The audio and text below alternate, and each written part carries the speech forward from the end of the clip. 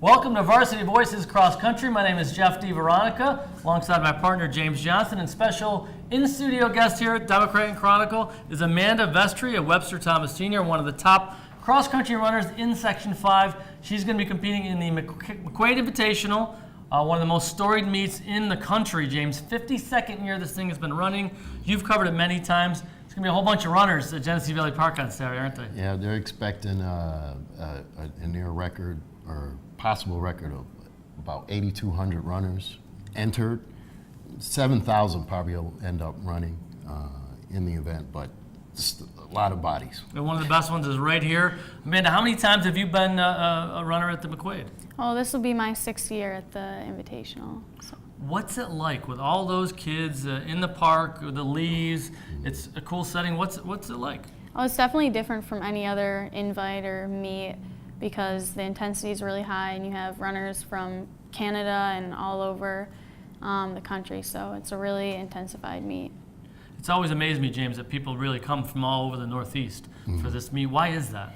The pulling power, the competition level. I mean, you run against people like Amanda, who should be one of the fastest, if not the fastest, runner from Section 5 there.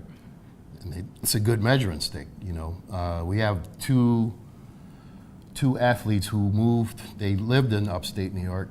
They're now down in Carlisle, Pennsylvania, but they're coming back to this year's meet in order to run because of the competition. Pretty neat for them, and so it's a good way to gauge yourself. Now, there's a big competitor you're going against. Who is that in your race?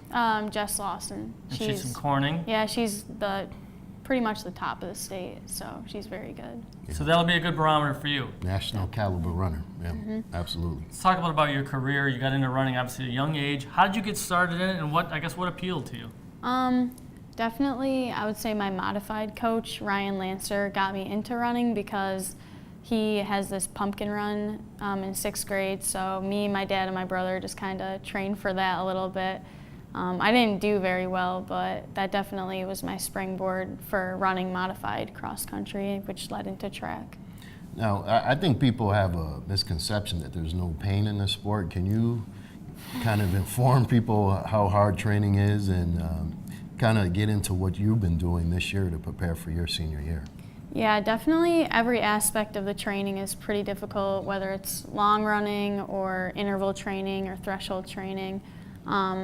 There's different parts of it that are really difficult. And this year I've been focused on, running my league meets as, threshold workouts and really not stepping over my limit yet and kind of saving it up for the big invites like McQuaid.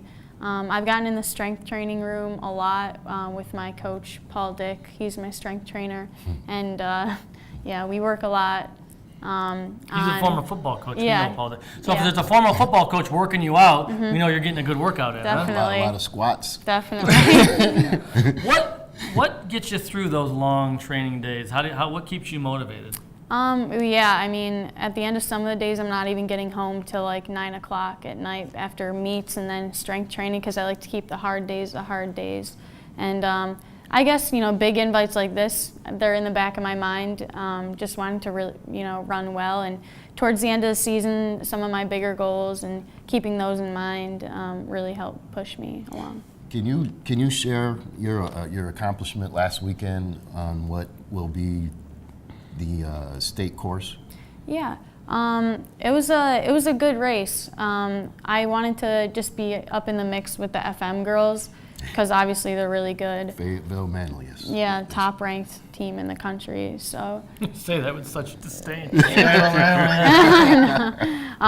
yeah, I definitely wanted to be up there with the state champion in 2015, Claire Walters. So. When I outkicked her at the end, I was a little bit surprised, but it was a good feeling. What do you attribute such a good, solid start to the fall season for you? What do you pin that on? Just definitely the strength training and the interval training. My coach has us doing, a lot of good interval workouts and threshold workouts. Yeah, Coach Brunswick's a really good distance coach, and he has a way of pushing us just the right amount at the right time so we're not too tired before a big race or not underprepared. I was going to ask, how difficult is it to to maintain your strength level through the season. You have a lot of meets. Sometimes some of them take place in inclement weather. You get illness going through teams. Yeah. How do you kind of? Well, first thing, we usually look at the league meets that I have scheduled, and especially this year being my first year training with Coach Dick through the cross-country season, we decided that league meets, we were going to train through them. We were going to do strength training on those days, and we weren't going to rest for those league meets or dual meets. The only week that we would really rest for would be McQuaid and states and regionals, so that I could perform really well at those. So it's not hard to keep the strength going throughout the season. I have a question about your nutrition. What did you have for today? What did you have for lunch today?